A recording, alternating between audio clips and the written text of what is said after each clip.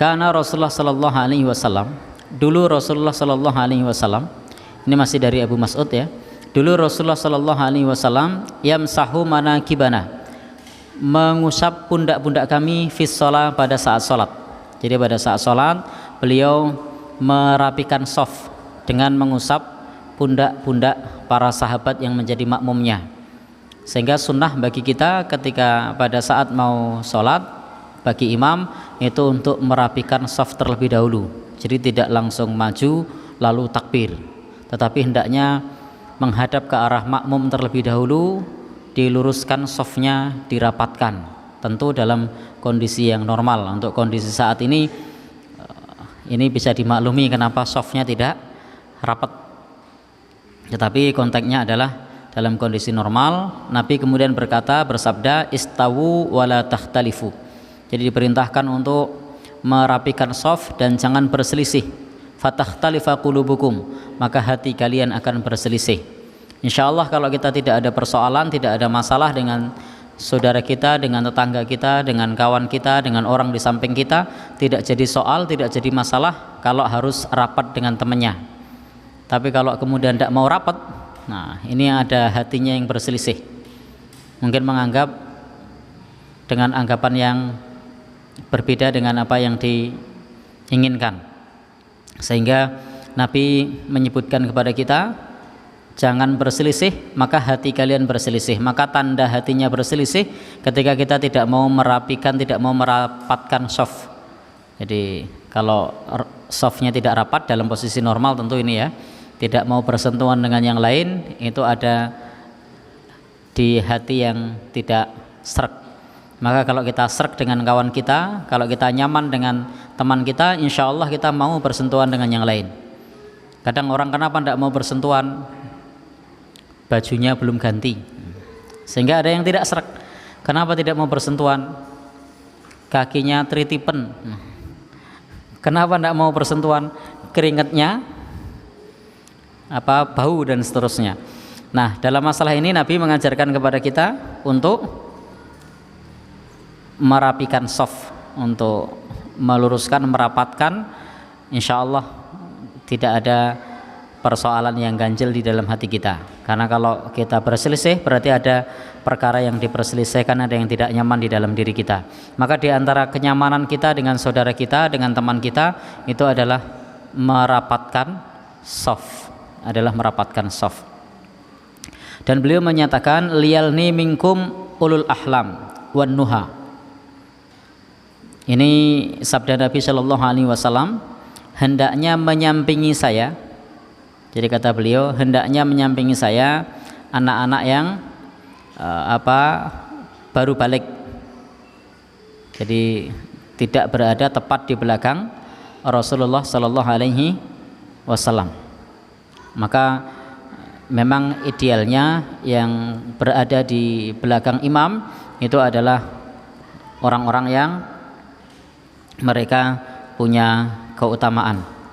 Jadi orang yang punya keutamaan, orang yang bacaannya baik. Tsummal ladzina yalunahum, kemudian setelah mereka, tsummal ladzina yalunahum, kemudian setelah mereka.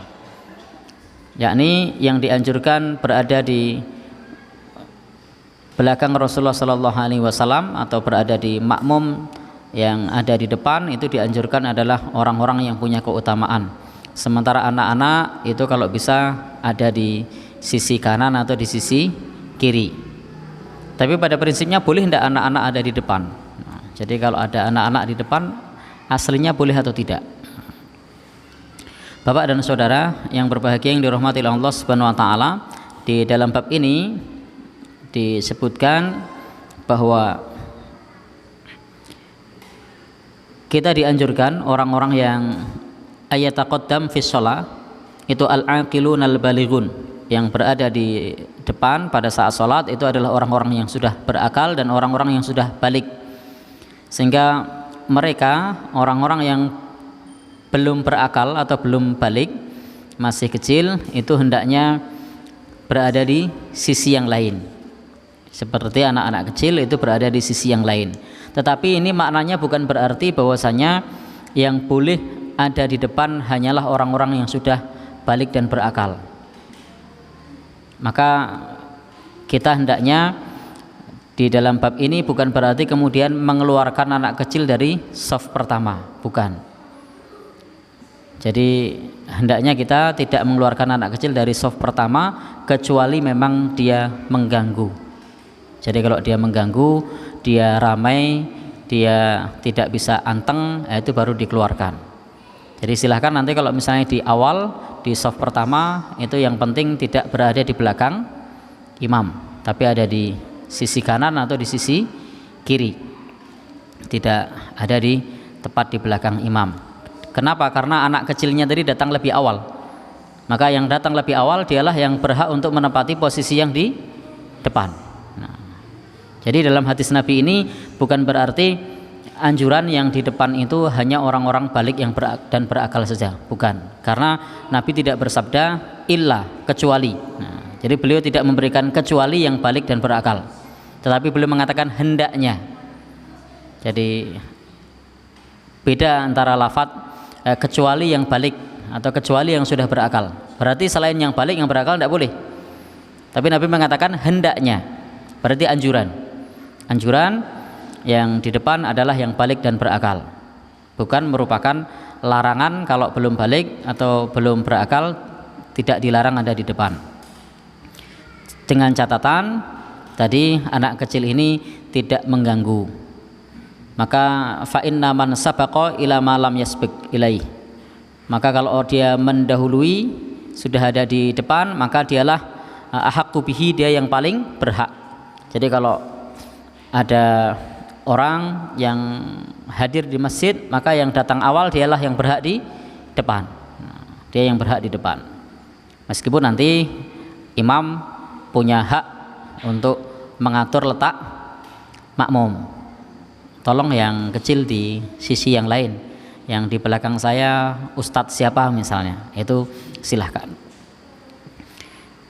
Bapak dan saudara yang berbahagia yang dirahmati oleh Allah Subhanahu wa taala, karena Nabi tidak mengatakan sebagaimana penulis kitab ini, Nabi tidak mengatakan kecuali, tapi Nabi mengatakan hendaknya. Sehingga tidak ada masalah kalau ada anak kecil berada di depan, dengan catatan dia tidak mengganggu. Kalau mengganggu bagaimana? Keluarkan dari shaf awal. Jadi kalau mengganggu silahkan dikeluarkan dari shaf awal. Bapak dan saudara, ikhwan dan akhwat yang berbahagia yang dirahmati Allah Subhanahu wa taala, karena kalau tidak dikeluarkan maka akan mengganggu yang lain. Ini dengan catatan kalau mengganggu. Sehingga tidak mengapa kalau memang anak tersebut bisa dikondisikan, bisa diarahkan untuk anteng, untuk tidak mengganggu yang lain, maka tidak mengapa. Maka disinilah pentingnya tanggung jawab bagi wali atau orang yang membawa anak tersebut untuk mengamankan anaknya, untuk mengamankan ponakannya, untuk mengamankan adiknya, supaya dia tidak mengganggu jamaah yang lain, supaya tidak mengganggu jamaah yang lain. Bapak dan saudara, ikhwan dan akhwat yang berbahagia yang dirahmati Allah Subhanahu wa taala, kemudian Rasulullah sallallahu alaihi wasallam menyebutkan setelah bersabda seperti tadi untuk menempatkan orang-orang yang ada di dekat Rasulullah adalah orang yang balik, orang yang sudah berakal, baru kemudian yang kanan kirinya adalah yang belum balik, di tempat lainnya di belakangnya itu baru orang yang belum balik. Jadi kalau bisa yang balik yang di depan, belakangnya itu yang belum balik. Tapi kalau misalnya ada di depan, apalagi softnya cuma satu, di masjid softnya cuma satu, maka tidak boleh kemudian kita saklek. Loh, tuntunannya kan hendaknya, Rasul mengatakan hendaknya yang di depan balik, lalu kemudian karena yang hadir cuma 5 orang, nah lalu yang 2 ada di depan, yang 3 anak kecil di belakang, tidak perlu. Nah, jadi bukan seperti itu maksudnya.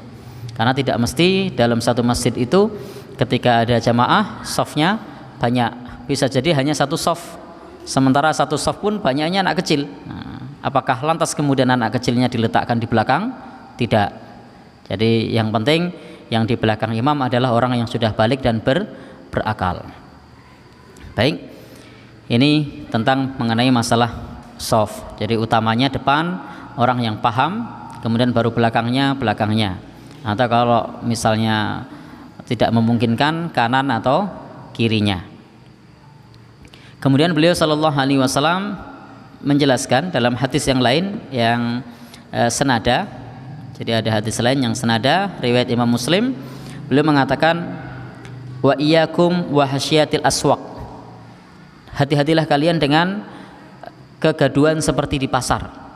Jadi Nabi melarang kita di masjid ini suasananya seperti di pasar. Maka beliau mengatakan, wa iyyakum, hendaknya kalian waspada, hendaknya kalian hati-hati, wa hasyiatil aswaq, terhadap suasana seperti di pasar. Pasar itu ramai apa anteng? Ramai. Maka larangan untuk gaduh di masjid sebagaimana kegaduhan atau keramaian di pasar. Nah, Bapak, Ibu, ikhwan dan akhwat yang berbahagia yang dirahmati Allah Subhanahu wa taala. Sehingga dalam hadis ini sesuai dengan bab yang kita pelajari, yakni di bab ini anjuran untuk memuliakan para ulama, orang-orang yang besar, orang-orang yang punya keutamaan. Maka meletakkan orang yang balik, yang berakal itu ada di depan, baru kemudian di belakangnya atau di samping kanannya, samping kirinya ketika pada saat sedang sholat. Baik, hadis yang berikutnya ini hadis yang pertama.